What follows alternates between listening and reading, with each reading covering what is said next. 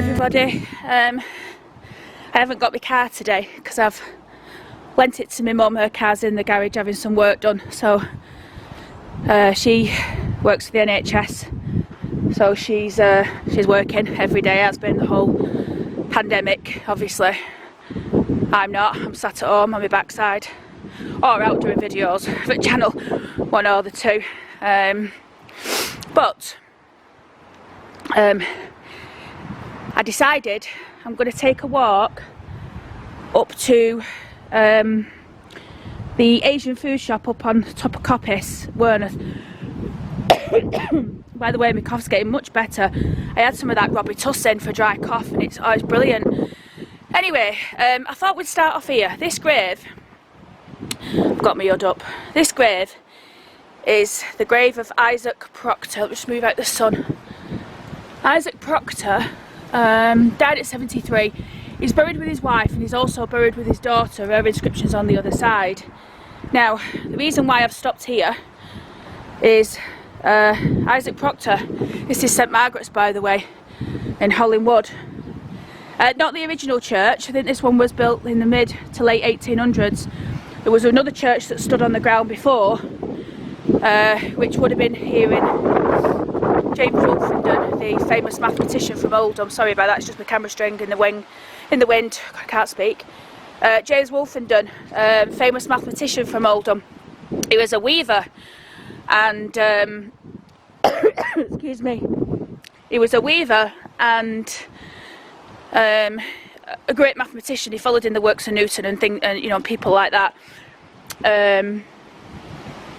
Anyway, he was called upon to create a timetable for the tides. You know, the tides, the sea comes in and comes out, and he did that without ever seeing the sea in his entire life. Now, bearing in mind, I think is it 40 or 50 mile from wherever you are. You can sort of, within 50 mile you can get to the sea in England. I'm not too sure, but let's it wasn't that far. But then he did travel everywhere by horse carriage.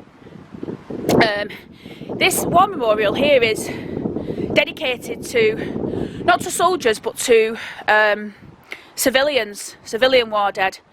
Now this name, because it's so unusual, Zipporah Elder, Mrs. There's quite a few women on here. There's an Amy Hughes. Now I've looked into Zipporah. She's on the war memorial because she was killed by enemy action, but she was 80 odd when she died, and I think the story is that her house got bombed. She lived up by her mill. Just let me get hold of this bloody fence here. Good out sailing down these frigging stairs. Yeah, she lived over by Heron Mill, and I think a bomb was dropped on her house. There was a few bombs dropped round here.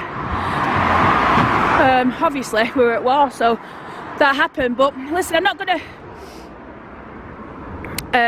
She's buried. Where's she buried? I think she's in Chadderton, you know. I meant to go and try and find her grave. I did find it once. She's buried in there with some other people, her husband, I think, and I think one of her daughters. Anyway, anybody that remembers the church pub, coming up to it just now, I've had many a good night in there when it was a pub. It's still here, but it's been changed into flats now. But it still looks like a pub from the outside. Still got the the Church at Oldham sign up. I don't think that's the original one though, you know. I think that was probably specially made. And the pub over the road there, that's now closed for good.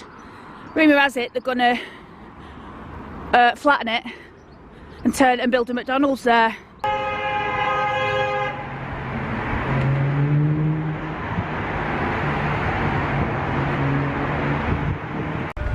Here we go, Proctor and Co.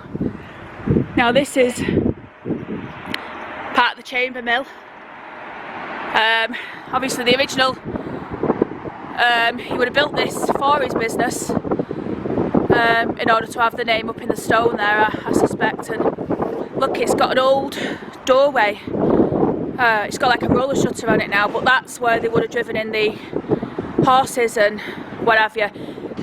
Now, the interesting thing about this fella, well, interesting to me, does everybody remember the Highpoint Hotel in Oldham? The one that looks like Bates's Motel on the top of the hill?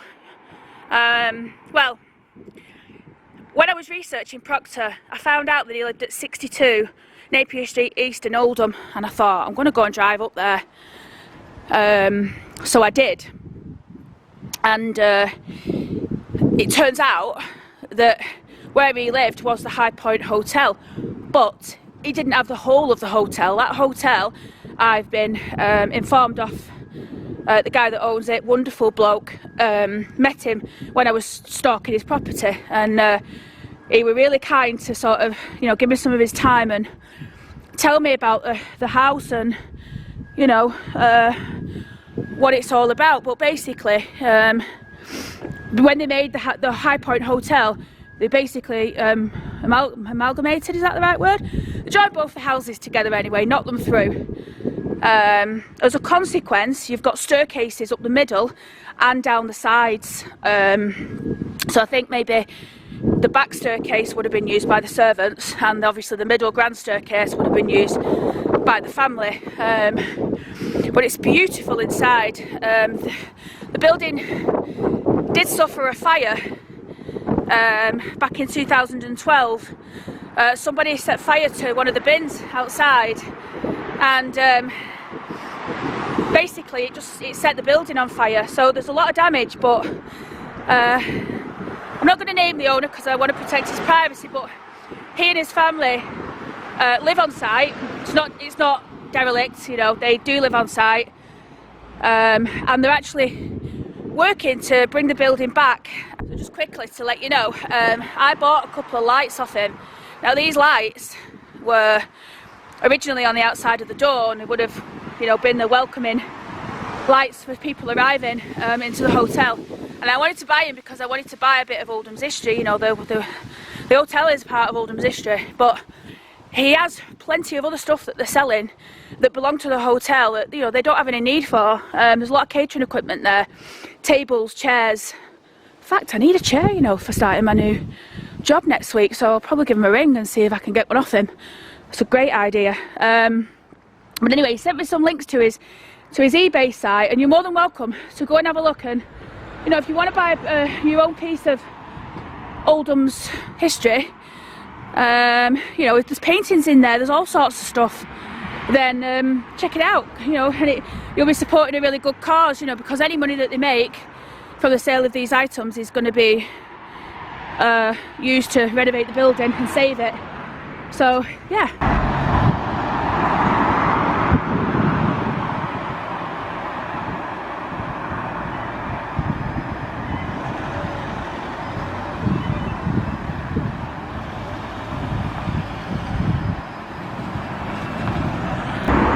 Bloody hell, I found a phone box.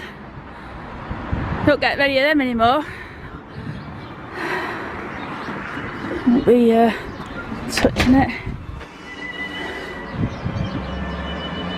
You know what? I'm walking up the street and I can hear this bloody classical music playing. I'm thinking, where the hell? And it's actually on my own phone. You know what? This hill is killing me. Well, I'll just stop, look at this. Wonderful view of Manchester. Bit hazy. You can see the new building there on the left. That's the new highest skyscraper, I think, over the chimney pots.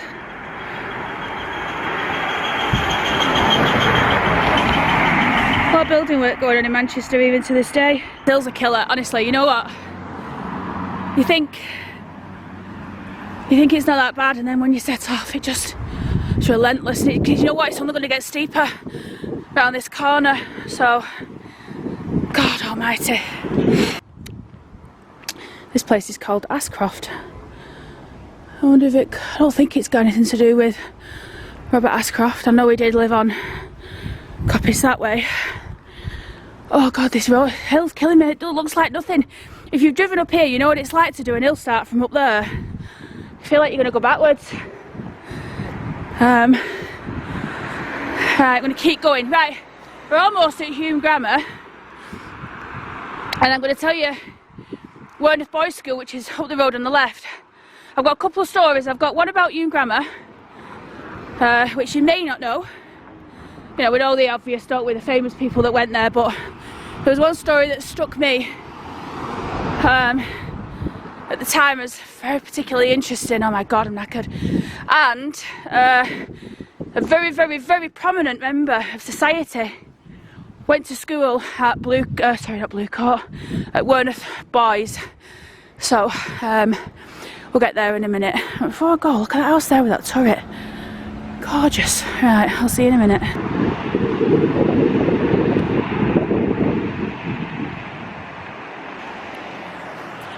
Oh, right. We're at Hume Grammar. So the story associated with Hume Grammar, one of the many stories, in particular there was a guy, I'll put his name in, I can't remember it off the top of my head, but it was in the 40s, or late 30s, and look, it's got a plaque on the wall, must be the school motto. He went to war, and look at this building, it's beautiful. Wow, look at that green turret. He went to war, and let's just have a look at the view from in here, I won't go too far in. Look at that. Yeah, right, story. So he went to war, and when the Germans gave up, I think they were in, I can't remember the name of the place, I'll put it all in, but I can remember the story. So yeah, so basically when the Germans gave up, the Russian army, the American army and the British army were all going around these places, checking them out, looting if they found anything of value. Now this particular place that he went to, the Russians had been in, and oh look, there's another Hume Grammar building. Yeah, so yeah, the Russians had been in, the Americans had been in, and they didn't see anything at all that was of any interest to them, so they just left it. Anyway, the British went in, and this particular, I think it was a sergeant, this particular army officer, he just thought, you know, something's there's something here for us. Anyway, he delved a bit deeper and he found a car manufacturing plant that the Germans had tried to cover over with a load of debris and shite. But anyway, they dug it all out, and it was the production line for pre-war prototype Volkswagen vehicles. And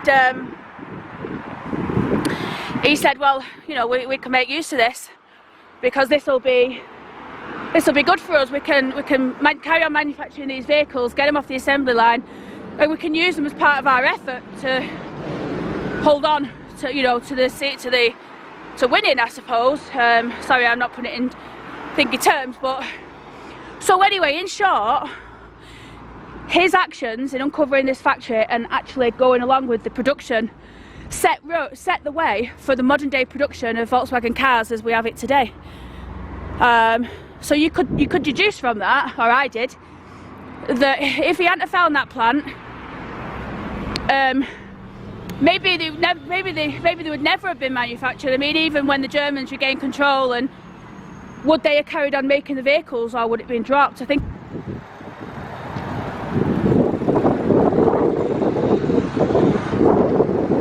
Right, we're coming up to Werneth School for Boys. I think it's school for everybody at the moment. Obviously no one's in school, but in the early 1900s, there was a man called William Walton born to Oldham. He lived on Coppice with his father. I think his mother probably passed away early. There's no mention of his mother, but he had one brother. He was the youngest of the two, William, and his brother ended up going to Hume Grammar. His father paid for him to go to Hume Grammar. Now his father was a church organist, and he was also a choir master down at St John's, you know, down in Werneth. But anyway, because his father had spent all the money on education for William's older brother, he sent William to this school, which I think was state owned, or at least not as expensive. His father must have had some money, because when he was a young age, William, he ended up moving to Cambridge, where he continued his studies. He was in a private school down there. But anyway, just to let you know who William was, he was Sir William Walton in the end, and he composed the music for the Queen's coronation, as well as some very famous pieces of music. I'll be honest with you, I'm not that au fait with his work, but I'll put in a little bit of a clip, if I can get away with it, I think we'll be okay as long as I don't play it too long, but I'll put in a little bit of clip of his music that he created for the coronation.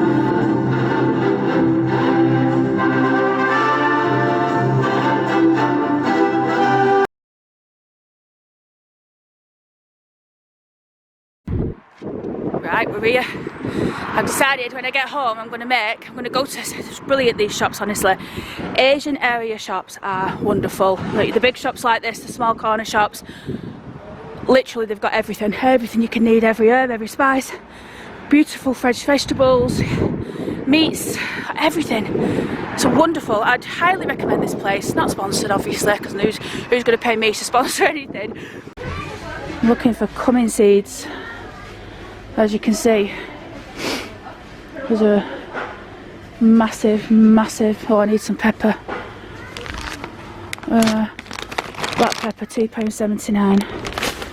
And cumin seeds, but I can't find them. What a lovely lady, this lady that's just checked me out, you know, the checkout machine. She just gave me some really good advice for making my curry. How nice is that? Anyway, I'm going to see if we can get in the cricket club. We should be able to, because it's parking. I've never been in here in my life. I don't know anything about it. But we're going to have a look. Oh, they've closed it off. Oh, that's fair enough, isn't it? Werneth Cricket, Bowling and Tennis Club, founded in 1864. This building looks really old. This looks a bit newer. There's a sign above that door there. Let's see what it says. This house. Oh, this house was presented to the club by the president, C.W. Schmeld, Esquire, July 1937. Let's have a look at it round the front. He must have lived here.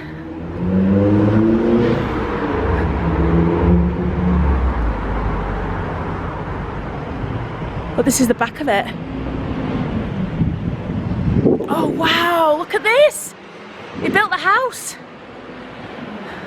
The stone was laid by C.W. Schmeld Esquire, president of the club, on Coronation Day, 12th of May 1937. So would that would be the King's father, I think. See, this is why I walk around and look at things, because you just find so many exciting things to look at that you wouldn't normally see. Look at this. Look at the... Oh, it's beautiful. So it looks like he built the house and then gave it to the club. Right, let's have a look at the older building.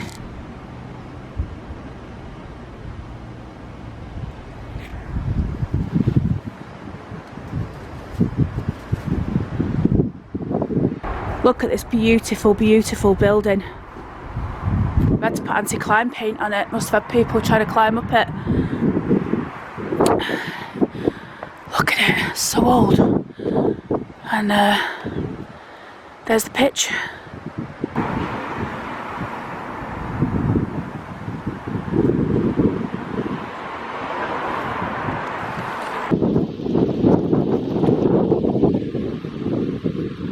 Oh, we're going to go down here, but I wanted to look at this building. I think it's an old co-op. I don't know what it's been used for now. Am I right in thinking that up there is what they used to use for telegraph? You know, sending telegraphs? or have I just absolutely off my rocker and absolutely that's not what it was used for? But I don't know. Oh look, it was a co-op. It was branch number 28. I don't know if you know this, but there was 2 co-op buildings in Oldham. Oh yeah. Yeah. There was 2 co-op buildings in Oldham. And right, we're here. Look at this view, everybody. Watch. At night, this is spectacular. So we're just zooming in now on Manchester city centre.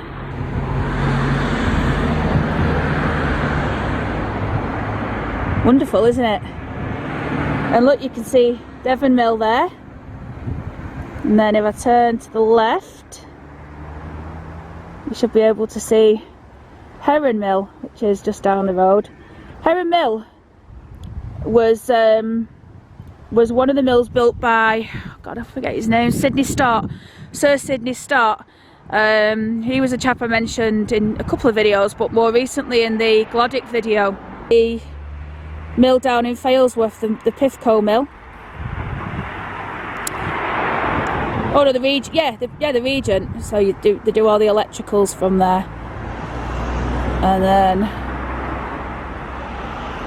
it's got a great zoom, this camera. But in particular, I do like the Manchester view. It's really good. At night, honestly, it's spectacular. If you live in Oldham and you're bored enough, as I obviously am, then get yourself down there. Get yourself down here and have a look. And there's a fella who's doing laps of this field. It's covered in ice. It's a football field. You've got the things there. Right, I'm just trying to decide, do I carry on down Frederick to go that way? Or do I go back the way I came? I think I'm going to do Fred. I think I'm probably going to end the video here, to be perfectly honest, for a couple of reasons. One, my hands are literally snapping off.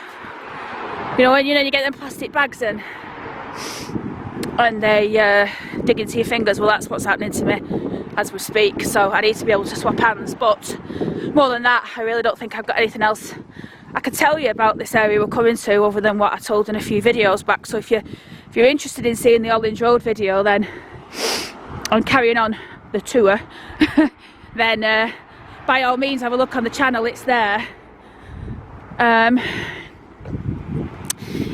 You know, to be honest, I do these videos and sometimes I think, oh, I'm not posting that.